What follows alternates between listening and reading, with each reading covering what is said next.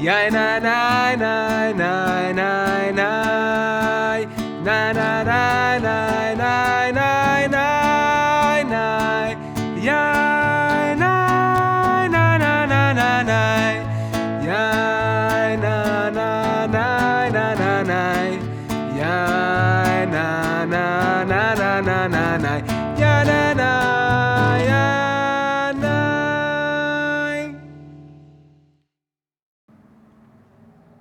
Shana Tovah. I'm Rabbi Jessica Kirshner. I am the executive director of Hillel at Stanford. And in a normal year, in every other year, it's my privilege to welcome students and our community members, alumni, and friends to High Holy Day services here on the beautiful Stanford campus. 5781 is a year like no other. And we will not be able to do our High Holy Days in quite the same way that we are used to doing them. But we will create an experience of meaning, of community, of connection, hear the shofar together, and enter into our new year with joy and with hope, as the Jewish people have managed to do for now 5,781 years.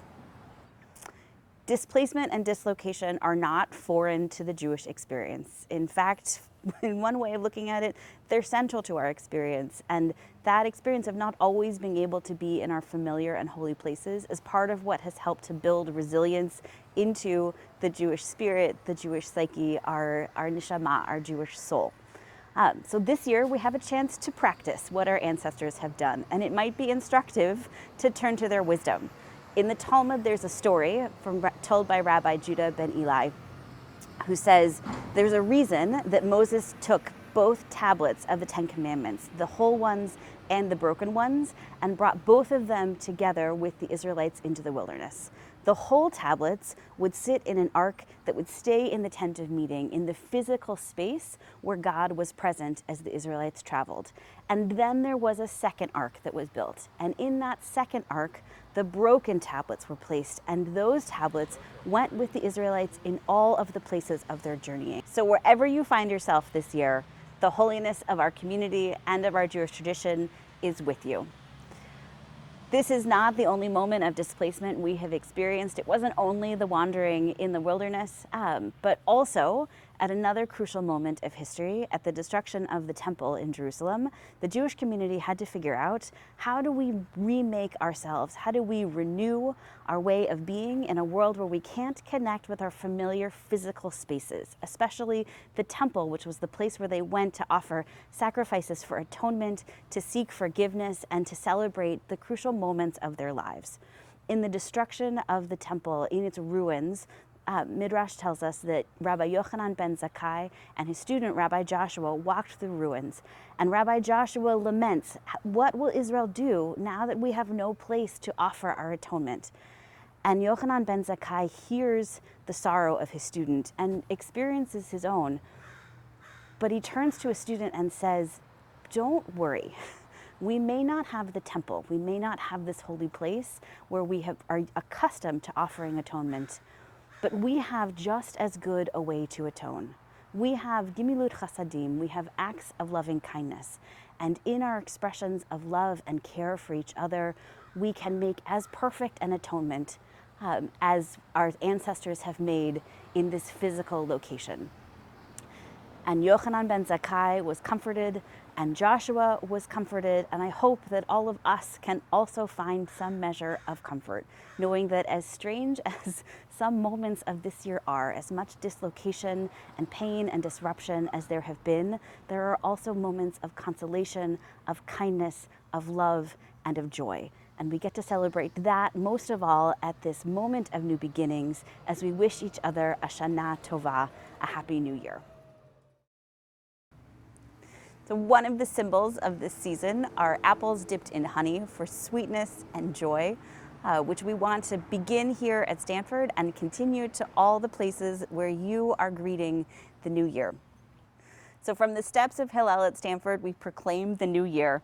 Yehi ratzon milfanecha Adonai Eloheinu ve'Elohei avotenu v'imotenu shechadesh aleinu shana tova umetuka. Our God and God of our ancestors, eternal God of all generations, May your presence in our lives in this new year renew us for strength, for well-being. May 5,781 be a good and sweet year for all of us. May we be sealed for goodness, for health, and for peace. Shana tovah.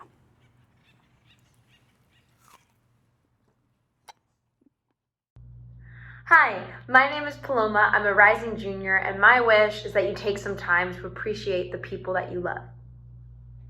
Hi everyone, my name is Zohar. I'm a rising junior, and my wish for you for this upcoming year is that you wake up every day with gratitude and appreciation for being alive. Hi, my name is Audrey. I'm a rising senior, and my wish for this year is that you draw on the strength of your communities, your loved ones, and yourself to find resilience through the challenges the next months bring.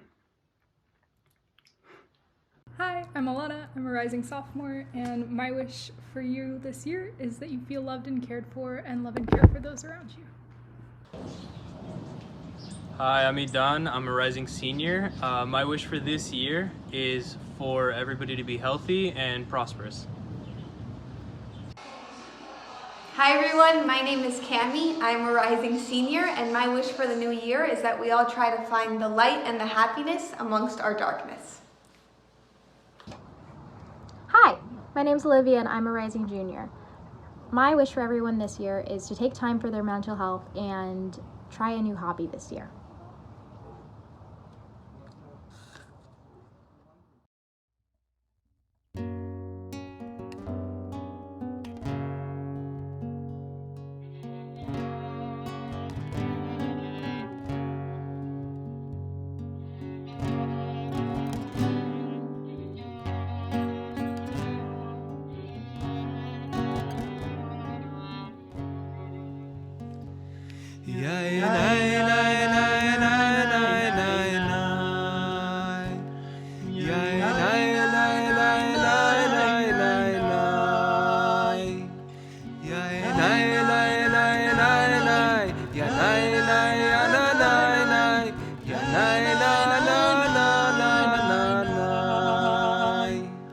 Avinu Malkeinu,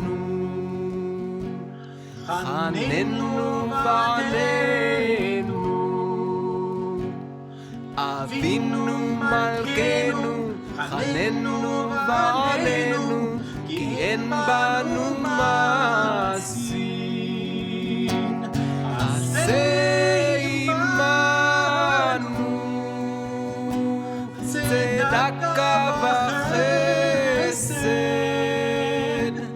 Aseh imanu, tzedaka v'chesed ve'oshienu. Avinu Malkeinu, Chanenu v'anenu.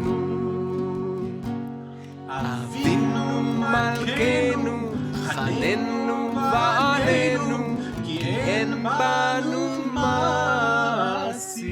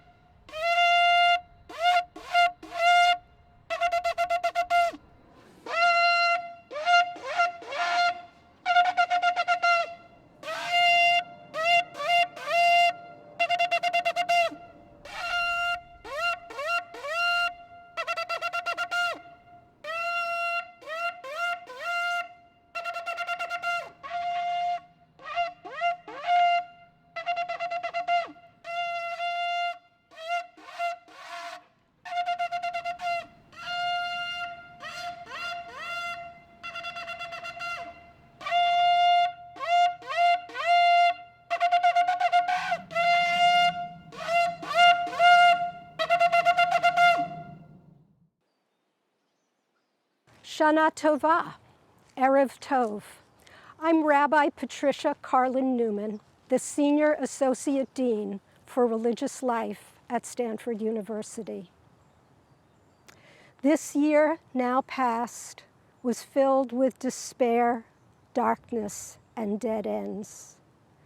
But here we are at Rosh Hashanah, the new year, a new start.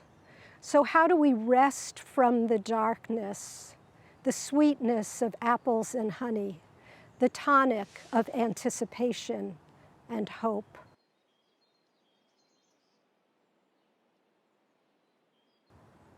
I'm standing here by Joseph Albers' Stanford Wall. Joseph Albers, together with his wife, textile artist Annie Albers, were refugees from Nazi Germany. They came to America in 1933 to begin a new life. Joseph Albers knew darkness and despair. Joseph Albers found his way out of the darkness by examining its properties. He saw a reflection in the smooth, black granite. In this season of the days of awe, of Cheshbon HaNefesh, the accounting of our souls, we find an invitation to reflection. Albers calls the figures mounted here structural constellations.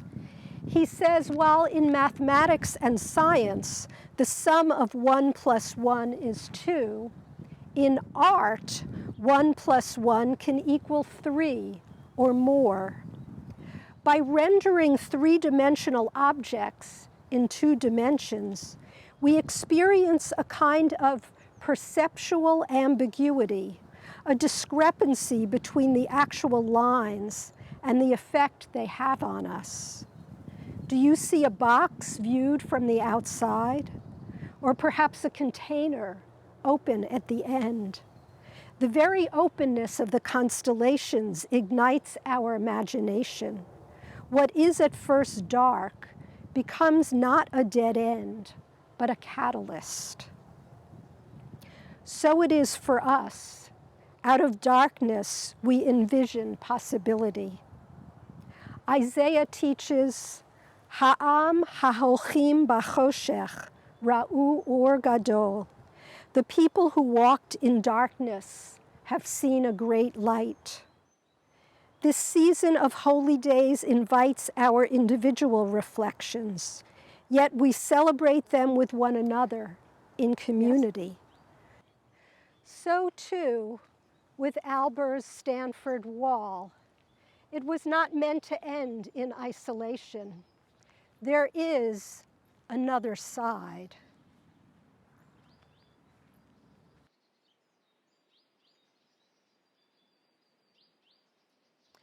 Composed of individual bricks joined together, they form a wall of support and strength. There is a calm, constancy, and connection in the lines of the bricks, each holding one another up, each building upon another, each needing their neighbor. In contrast to the smooth blackness of the granite, the brick wall is white. Just as we wear white at this season to symbolize purity and possibility, this wall is white with its imagery of a fresh start.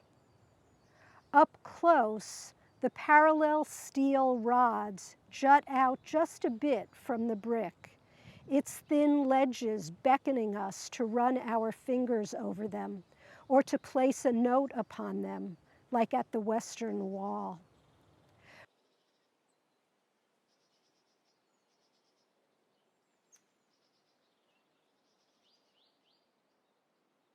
From a distance, those same rods suggest writing, either the letters themselves or the lines upon which English letters might stand or Hebrew letters might descend. This side has always looked to me like an unfurled Sefer Torah, an open Torah scroll. But in this season, what I see as well is the book of life, the Sefer HaChaim. Zochreinu lechaim, melech hafetz b'chaim, v'chotfeinu b'Sefer HaChaim.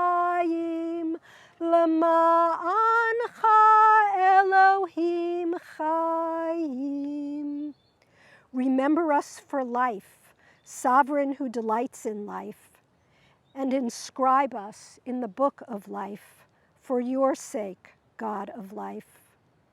Zochrenu l'chaim, remember us for life. Remember us as we find in darkness possibility, in confinement openness, in reflection action. What will we want inscribed for life this year in the book of life? For 40 years, this 9 by 54-foot wall between the Oval and Littlefield Center has graced our university. Yet many people are unaware of it. It is literally hidden in plain sight. What is hiding in plain sight for us to see if we but open our eyes to the new year? If our constellations are no longer fixed, but infinite. If we join together with others to build a better future. If we write our stories on this new year's blank slate. May our eyes be open to the promise of this new year. I wish you sweetness, health, and joy. L'Shanah tovah techatevu v'techatemu b'sefer hachayim.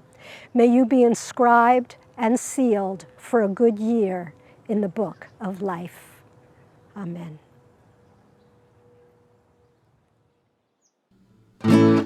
Shana Tova, Hillel at Stanford. I'm so happy we found a creative way to virtually come together, and my wish for all of us for the next year is that we will be together in person, singing how good and how pleasant it is for brothers and sisters to come together in peace and community. Hine, hine, hine, hine,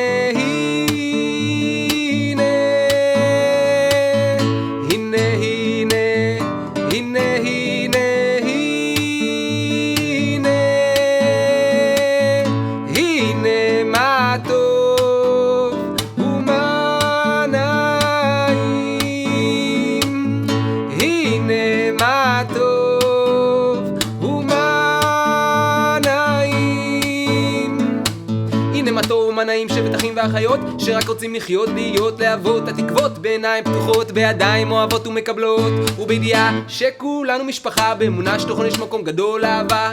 כשהמים זורמים הם אותנו מובילים, מרומים מצבעים, כי אמא שלי ומה שחזוי דרך חדשה, כשהשמש עולה על כולנו מהירה, אז עוד שנייה, הנה זה בא, כמו נשמה, נשמה, נשימה.